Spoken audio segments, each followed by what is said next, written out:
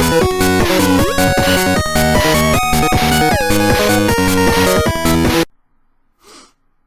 guys, welcome back to INSANEBRIT Gaming. I am the INSANEBRIT, and just to give you an update before I start this week's News Friday, just one or two things. There will be a food review out tomorrow, but I've got to warn you, I have lost a few subscribers over the week or whatever. Maybe it's because I didn't do a food review, but I'm telling you here and now, this is not a food review channel. Please look at the name of that. It is not food reviews. It is INSANEBRIT Gaming. INSANEBRIT is me, and I am gaming. That is what this channel is. So please try to understand that. I also understand I have been in the Gears universe twice now in a matter of about a month, and it's the same thing more or less, you know, just with a different story. And I know you guys are probably getting a bit sick of it. I'm a bit fed up with it, to be honest with you myself. But I will be playing another game shortly in the next few days or whatever, because this is going to be over, this playthrough. Next week I'll be starting a brand new playthrough, or at least trying to finish one. I'm trying to get to Batman, the Telltale series. I'll also be playing some more Telltale's games as well. So those are coming up. I know it's been dragging on, but just to give you an update on that. Speaking of PSN and stuff like that, I finally changed my name. I dropped the SDA after 9 years. Believe it or not, it's been 9 years since I actually had that name. It was based off Ghost in a Shell, some, you know, whatever, and I stuck with it. Should have changed it a long time ago. I finally changed it to INSANEBRIT, whatever. Doesn't make a difference either way. I'm not going to be adding fans and stuff like that, because people have asked me in the past. I leave behind, I've still got the SDA account, and I will change the name. If the next big update comes out and it allows me to change the name, I will change the name. I leave behind 2,300 trophies at a level 16. Whether you care or not doesn't really matter to me. I do, and that's the amount of trophies that are sitting there. But I'm not adding to them because I've changed my name. And I'm happy with that. I'm happy with changing my name. But if the new update comes out in February or whatever, and it allows me to change my name, I will change my name from SDA to something else on that profile and get to keep my 2,000 trophies. I'm only hope that's only a wish though. I've got the profile. If anything does happen, that's just going to be my choice. Also, FIFA. Now on to News Friday. FIFA 18 will include apparently the new Chinese Super League with the likes of Hulk, Oscar, and Tevez, etc. Now it makes me wonder what other leagues they might have to take out, because they did this before. They took out the Brazilian league and added another league in there. Which is ironic, because your Brazilian league have given you world-class superstars like Neymar. Pele played in that league all his career, scoring over 1,000 goals, almost most of his goals, like 1,000 of them in his career there.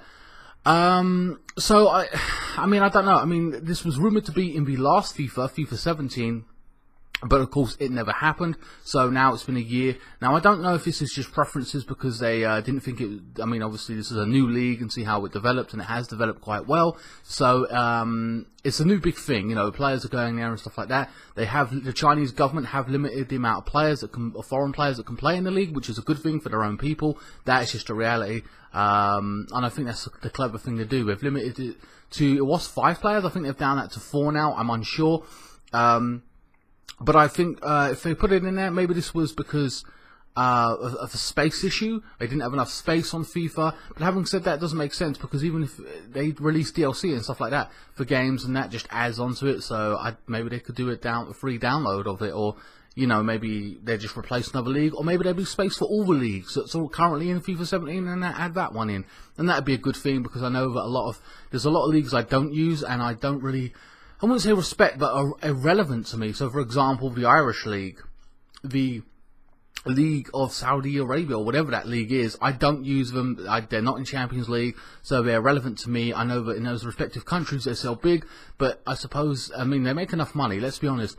The FIFA game itself, on day one, makes a shitload of money. Then you've got the FIFA Ultimate Team. They make fucking millions off of that. I know they do. I can't remember the exact numbers, but they do make shitloads. It is ridiculous. You'd be a fool not to release another FIFA every year. You would. So they've got enough money, but also when you have a FIFA game and it goes to new parts of the world, like, I don't know, like emerging leagues, like the Chinese Super League, or Brazil, or when they put it back in there, people are going to buy the FIFA game to play their stars. So you're getting a whole country of FIFA fans buying your game, FIFA. And maybe PES is competing with it, but at the same time, it is a reality, you know what I mean? that you're reaching a brand new market. You're getting shitloads of money at full price plus FIFA Ultimate Team. So it makes perfect sense they will be doing this. I assume there is going to be enough space because the PS4 allows for it. Maybe they just didn't add it because it was too late or whatever. Who knows? But now apparently it will be coming. That's what's happening with FIFA 18, which overall I'm interested in. I think it's great to add a league that's emerging, as it were. How it's going to play out, I'm unsure. I might not even use the league myself, you know. But it'll be interesting to see who's there and their stats and stuff like that. Speaking of football anyway, now the next story is Ivanovic, a Chelsea player who's a right back / centre back. This January is rumoured to be, no, it's not for China. I thought it was going to be for China. I've got to be honest with you, everyone's moving there recently. It is apparently Zenit St. Petersburg on a free transfer. He has 6 months left on his contract. Now he's a lot slower now. His pacing's gone, and we need pace at the back four. And he hasn't got that anymore. His positioning was quite good, but we've got Zuma, John Terry still, we've got Aspilicueta, we've got Baba on loan, Ake's come back. It's flooded with the back four there right now. So it's going to be really interesting to see them compete. And there wasn't enough space. He was sitting on the bench. He tried to get back in, but it hasn't really worked, so he decided to move. So good luck to him. He leaves us with 2 Premier League trophies.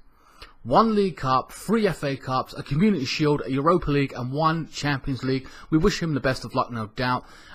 Just for a transfer rumour going on right now, it is the 26th, 27th, I believe, of January. We haven't brought nobody in other than Ake back from, I think it was Watford or Bournemouth. I can't remember which club. Now, these are always fun transfer rumours.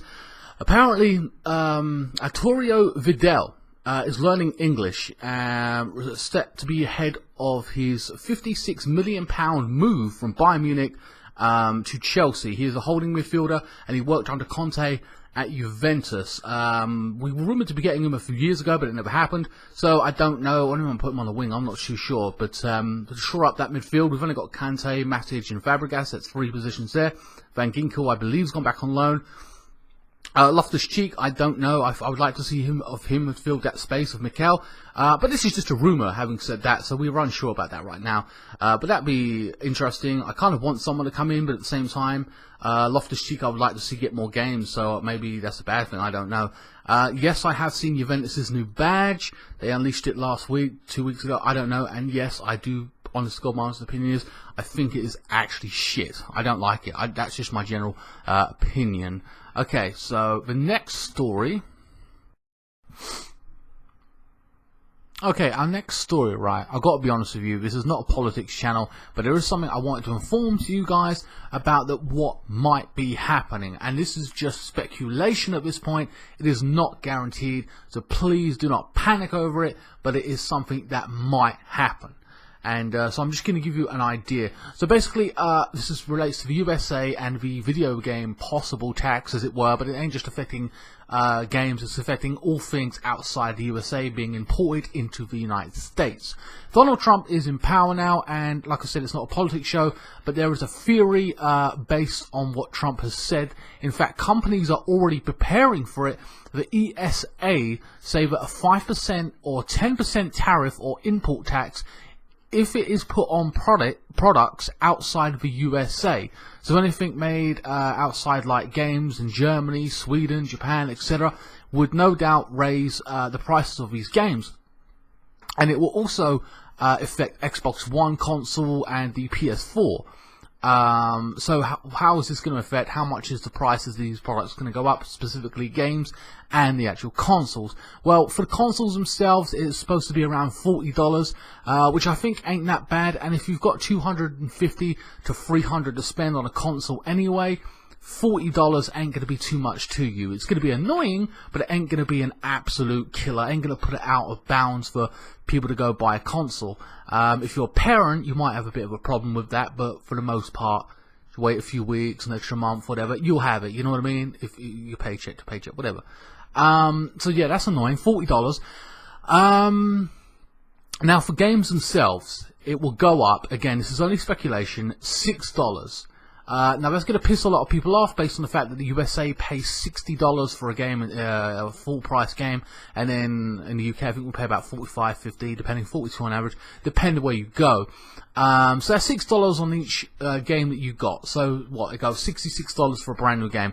Now I've got to be honest with you, this piece of advice goes not just for USA gamers, but to all gamers around the world, no matter what country you're in.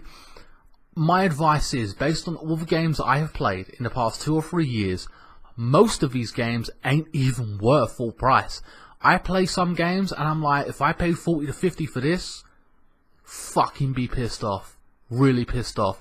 And they're just not worth it. I rarely find a game that is worth it. My top 2 right now, I could say, is FIFA 17, because I played it every day, but that's my choice, okay? That's just, I use it a hell of a lot. It gives me tons of entertainment. That's my choice, and you might have a game that you love to play over and over and over again, like Call of Duty, and then you'll get your money's worth. That's fine, right? At the same time, for me, another game, by the way, is full price, is Final Fantasy 15. I've played it for 6 hours straight. It was fucking brilliant. Haven't recorded it, and I don't think I will. I borrowed it. I didn't pay for it, but that's worth full price. I can already tell, but that's worth full price. So you pick and choose which games you pay full price for.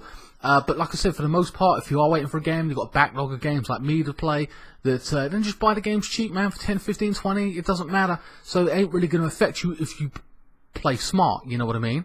So like I said, $6 ain't a lot, but at the same time, if you are annoyed at it, just buy the games that you haven't played yet. That's my general advice. But like I said, the ESA is trying to work out a way of beating that tariff in some way, shape or form. But no doubt that cost is going to come down to me and you. I can't see it going any other way. I mean, they make enough money, these games companies anyway, with DLC, that it shouldn't matter too much. But it is what it is. Like I said, those are only things coming into the USA, like Japanese games. I know they're very popular and stuff like that. So it is going to hit you where it's at, in the pocket, as it were. But it's not major. It's not banning all products from outside the USA, then that will be a problem. But you know what I mean? So you're just going to have to pay a bit extra. It is, but like I said, this is just speculation at this point. Don't worry about it just yet. Nothing coming days and weeks, though. It might move fast, so maybe I'll have an update for you later on. Maybe I will, maybe I won't. It depends what happens.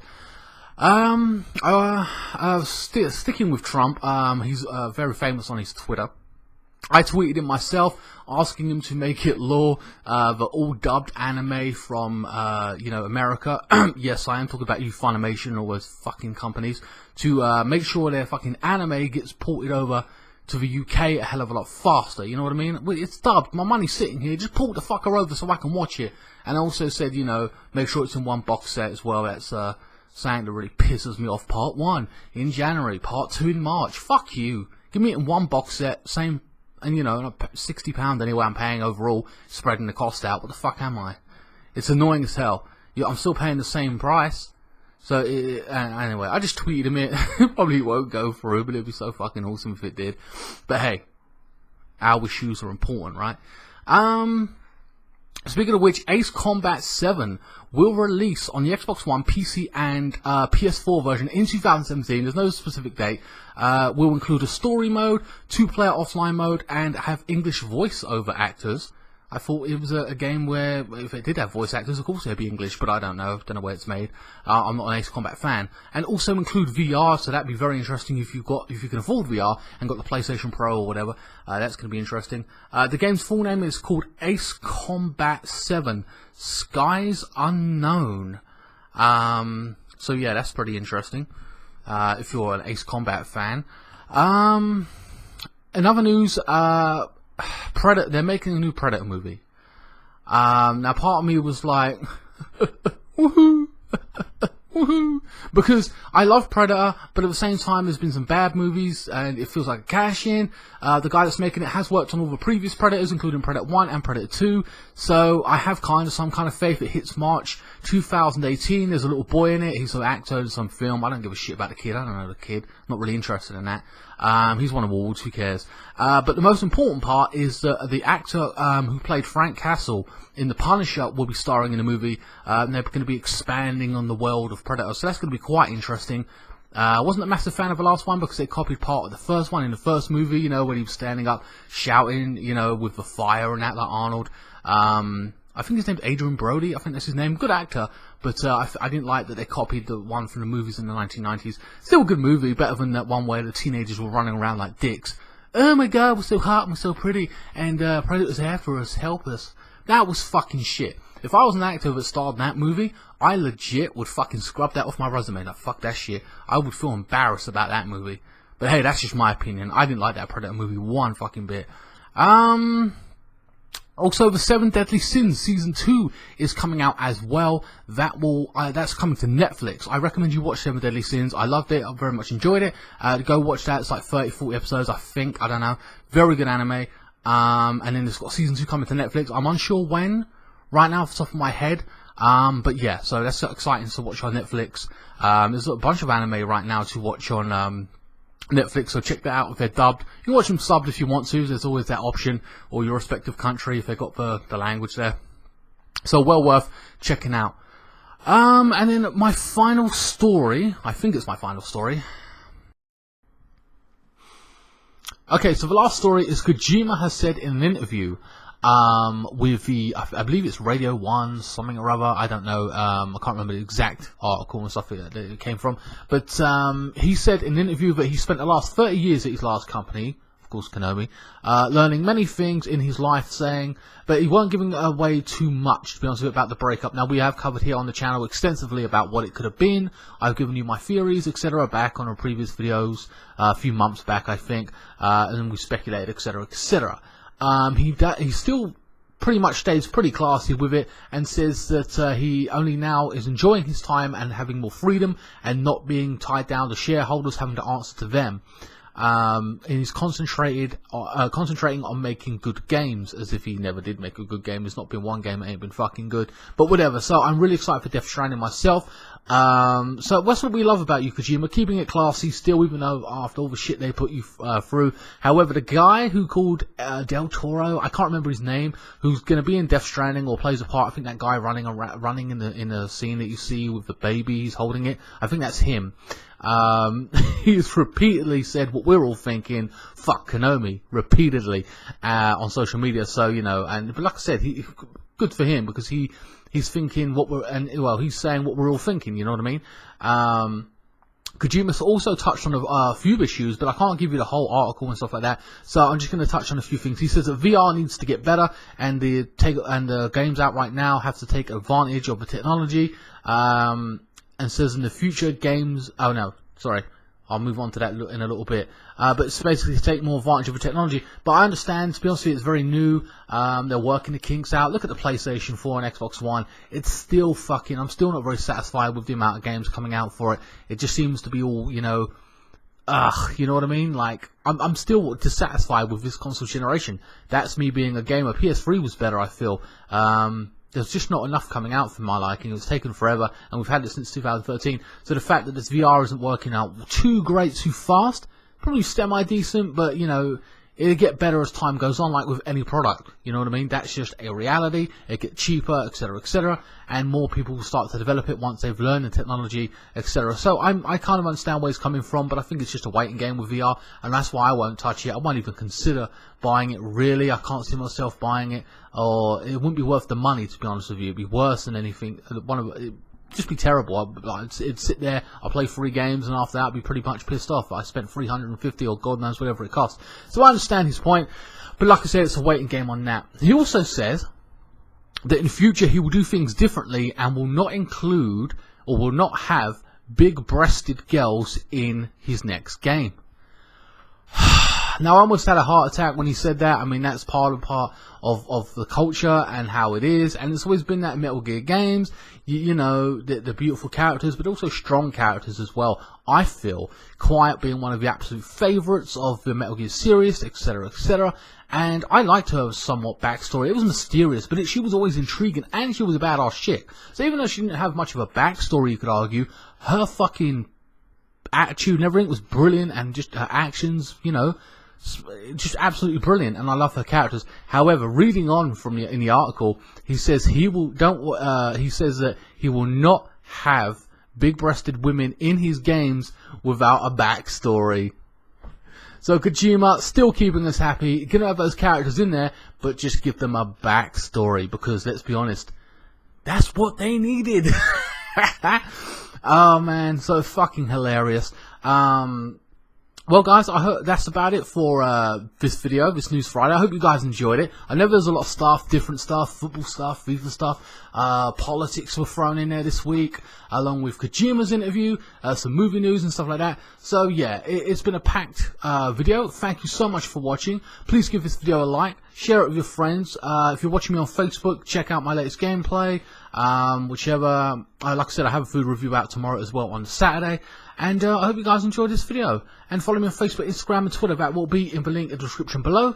And I will be playing Death Stranding whenever it comes out. There's no release date yet, or I believe.